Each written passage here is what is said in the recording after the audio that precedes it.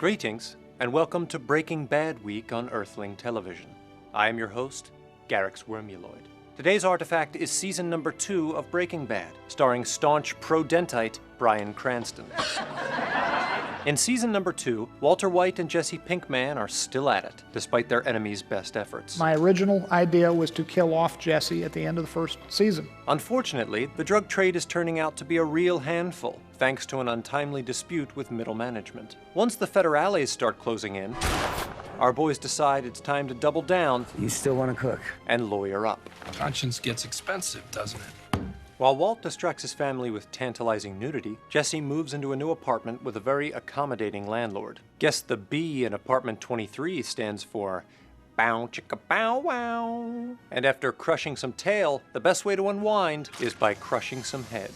Jesse and Walt make their biggest batch yet, and their legal team dupes a waiter at the Chicken Brothers into buying it all. We're in the big time now. However, Walt gets jealous that Jesse wants to hang out with Jane all the time, so he does the rational thing and lets her vomit herself to death. Take that, Choco Ono. Not to be outdone, 2 planes vomit all over everybody. Season number 2 of Breaking Bad finds Jesse and Walter struggling with their identities. Big deal. Try going through puberty as part of a shared consciousness. In any case, Walter is now both a provider for his family and a power-hungry criminal. Stay out of my territory. His conflicting urges come to a freshly shaved head when he is forced to choose between witnessing the birth of his daughter or perpetuating his criminal empire. He does what my father always did and chooses work. Meanwhile, Jesse's increasingly tarnished sense of self You are a blowfish. pushes him into levitation, which is apparently very addictive on Earth. Plus, he has to get over a breakup, which is always a total bummer. Chin up, buddy.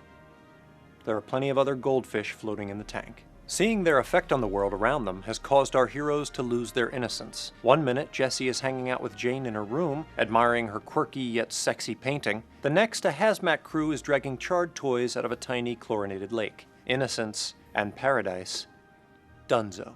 And the feeling is contagious. Practically the entire city of Albuquerque is choosing the darker path. Even Walter's sister-by-law Marie dabbles with kleptomania, or the stealing of klepts. And in accordance with family tradition, she uses the ends to justify the beans. People sometimes do things for their families. One of the only Breaking Bad characters without a dark side is Walter's brother-by-law Hank, who in some ways serves as a bizarro double for Walter White. He's Bizarro Jerry.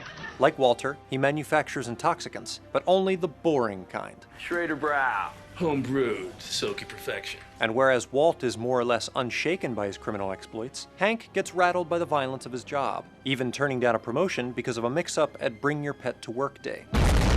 Despite his macho cheese exterior, Hank is really just a cuddly teddy bear. No, not that one. There. Much better.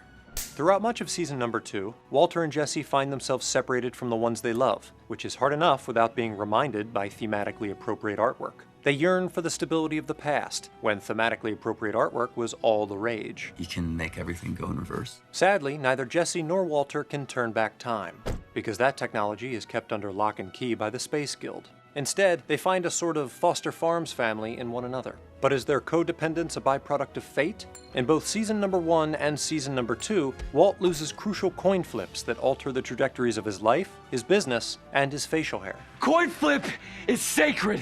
Then, when he decides it might be easier to just die already, some quack comes along and ruins everything. Your tumor has shrunk by 80%. Wow.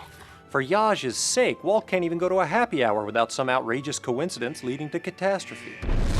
Then again, maybe we should have seen it coming. Take a look at the titles of the 4 episodes that feature the pink bear, and you'll discover a special warning from the show's creators. 737, down, over, ABQ. Mind blown? Well, check this out. If you take 2 other episode titles, they form Breakage Peekaboo, which is the name of my band. For Earthling Television, I'm Garyx Wormuloid. It's Breaking Bad week. To continue on to the next episode in the series, click this Chicken Brothers bucket to watch me dive into season number 3. And if TV is on the mind, you may want to watch this video by Screen Rant entitled 10 Movies Hidden in Popular TV Shows.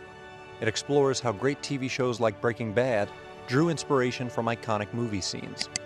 Screen Rant explores film and television with movie mistakes, Easter eggs, secret facts, hidden messages, and more.